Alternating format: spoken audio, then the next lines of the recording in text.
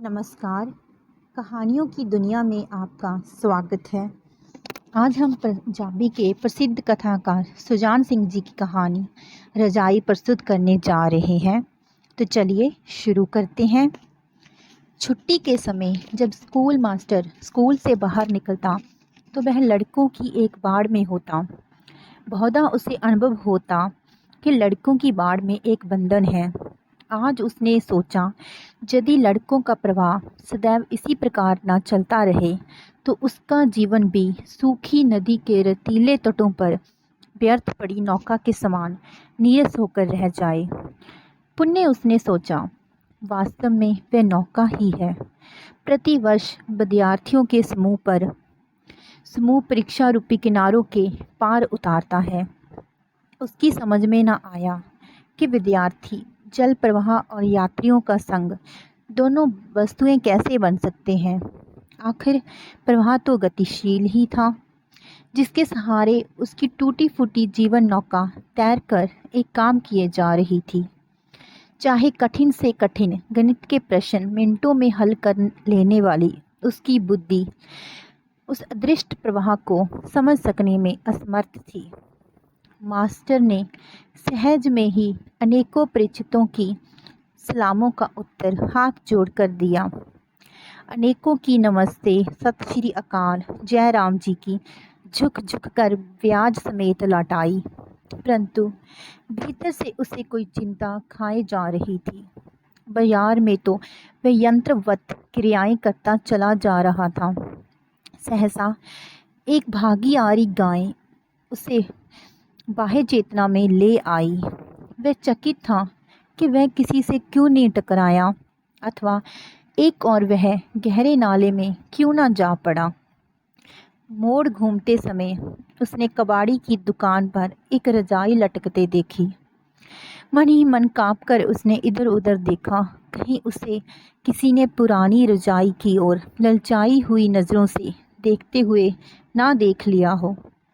वह तेजी से मुड़ गया। मास्टर 5 बच्चों का पिता है। आजकल वह इन्हें 5 गलतियां कहता है। पुराने जर्मन और आजकल के रूस में शायद उसकी पत्नी को अधिक बच्चे पैदा करने का मेडल और पुरस्कार मिलता।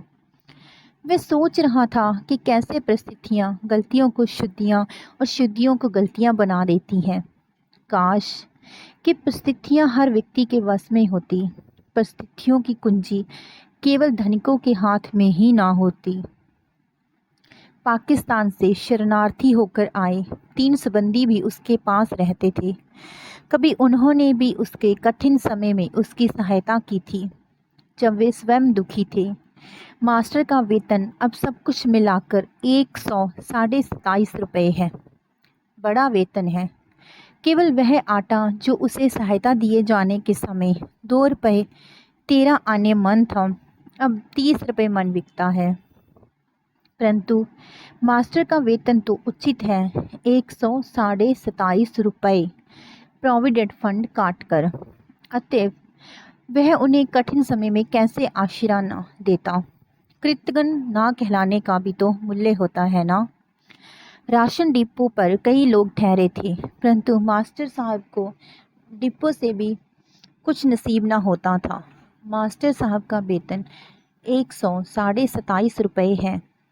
निर्दिष्ट रकम से 1 रुपया अधिक लेने वाला भी डिपो से सस्ता राशन लेने का अधिकारी नहीं, और मास्टर साहब तो पूरे 2.5 रुपये अधिक ले रहे थे।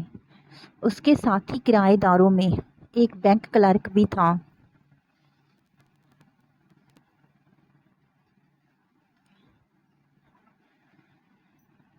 वह 115 वेतन पाता था। उसकी पत्नी और वह, बस यही उसका परिवार था।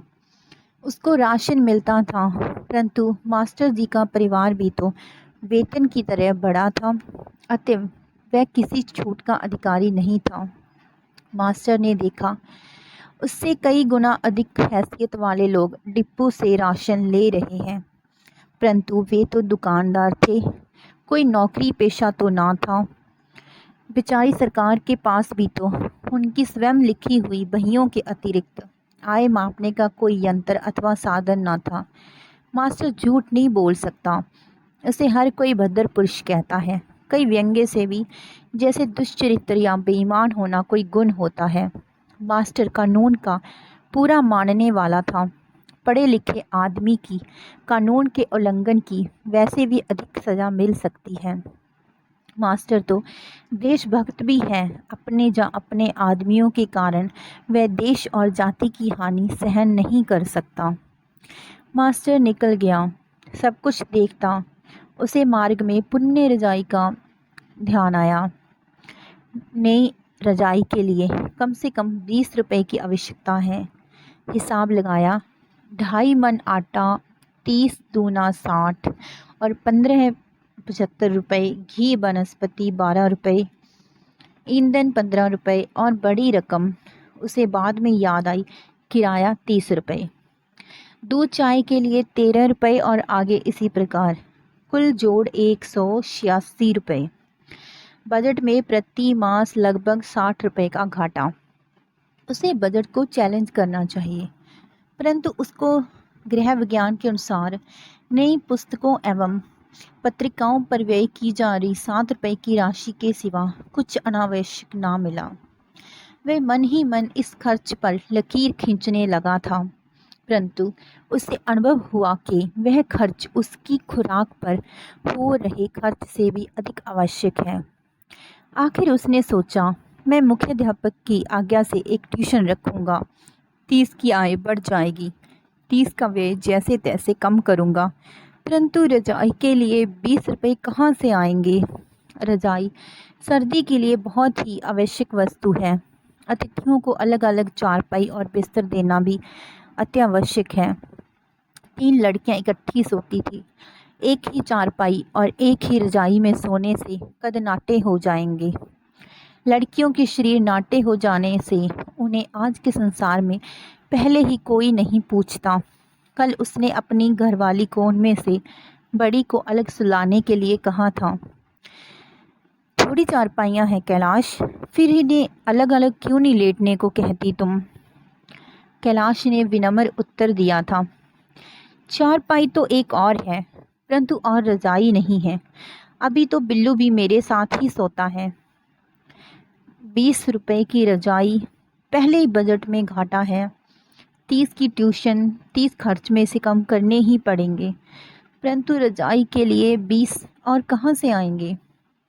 उसे स्मरण हुआ कि उसने परसों ही अपनी पुस्तकें और रद्दी बेचकर 7 रुपये 12 आने पाए थे, परंतु रजाई के लिए 20 रुपये। ओह, कुबाड़ी से पुरानी रजाई, हाँ ठीक है, कल पूछा जाएगा। कई दिन वह प्रातः समय की ताक में रहा। दिन में वह कबाड़ी से पुण्य पूछने का साहस ना कर सका। एक दिन रात के समय गया, बाजार बंद था। बेचारा नेशन बिल्डर कौम का उस्ताद निराश लौट गया। बनाने वाला स्वयं, बनाए जाने वालों के हाथों से क्या बन रहा था? उसने पुण्य विचार किया, आखिर प्रातः ही दांव लगाकर काम बनेगा। निगोड़ी रजाई भी थी जिसे कोई खरीदता ही ना था। किसी के सामने खरीदकर अपमान होता था, यदि उसका नहीं तो अध्यापकों की श्रेणी का।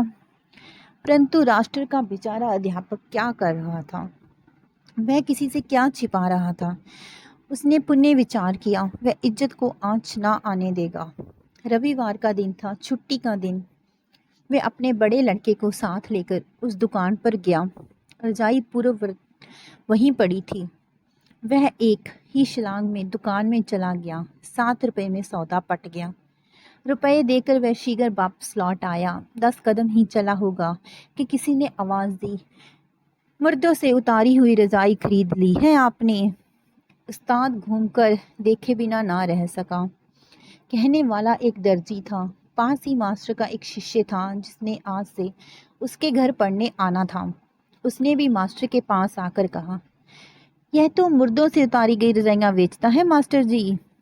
मास्टर सच का सा झूठ बोला, हाँ बेटा, परंतु किसी आवश्यकता वाले की आवश्यकता तो पूरी हो ही जाएगी। कहने का ढंग कुछ ऐसा था कि जिससे संशय हो सकता था कि उसने रजाई किसी अन्य व्यक्ति के लिए खरीदी है। आखिर यदि यह झूठ भी था तो धर्मपुत्र युधिष्ठिर के बोले झूठ से बुरा ना था। दिन भर रजाई धूप में पड़ी रही। शाम हो जाने पर रजाई कमरे में लाई गई। दीपक चलने के बाद वही लड़का पढ़ने के लिए आ गया। उसने रजाई पड़ी हुई देखकर नमस्ते कहने के बाद पूछा, क्यों मास्टर जी, यह वही रजाई है ना? मास्टर ने दूसरी बार झूठ बोलने की सामर्थ्य ना थी। उसने कहा, वही है बेटा, परंतु आज मैं तुझे पढ़ा ना सकूंगा। मेरी तबीयत खराब है, तू कल आ जाना।